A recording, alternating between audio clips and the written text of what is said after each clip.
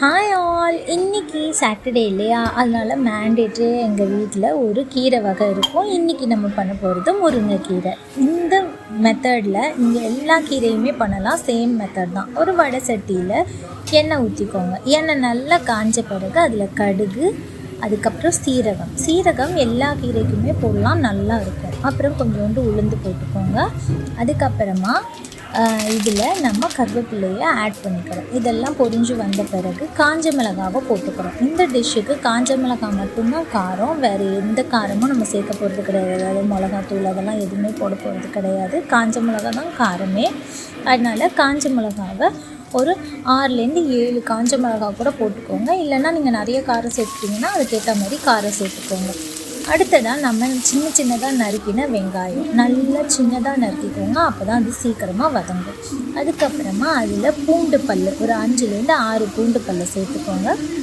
அடுத்ததான் தக்காளியை போட்டு நல்லா வதக்கி விடுங்க. அது நல்லா வதங்கி சுருண்டு வந்த பிறகு நம்ம கழுவி வச்சுருந்த முருங்கைக்கீரையை போட போகிறோம். முருங்கைக்கீரையை உருவும் போது அதில் குச்சி இல்லாமல் பார்த்துக்கோங்க. குச்சி இருந்துச்சுன்னா டைஜஷனே ஆகாதுன்னு சொல்லுவாங்க. அதனால குச்சி இல்லாமல் முருங்கைக்கீரையை நல்லா உருவி நல்லா கழுவிட்டு அதுக்கப்புறமா அதை ஆட் பண்ணிக்கோங்க.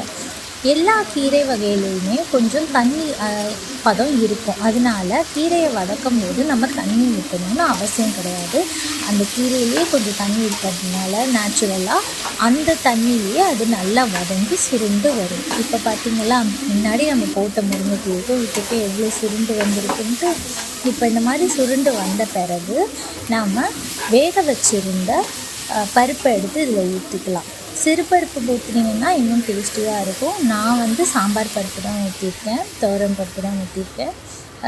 அதிலே மஞ்சள் தூளும் உப்பும் போட்டு நல்லா வேக வச்சு இதில் ஆட் பண்ணி கொஞ்சம் நேரம் கொதிக்க விட்டோன்னா அவ்வளோதான், முருங்கைக்கீரை ரெடி.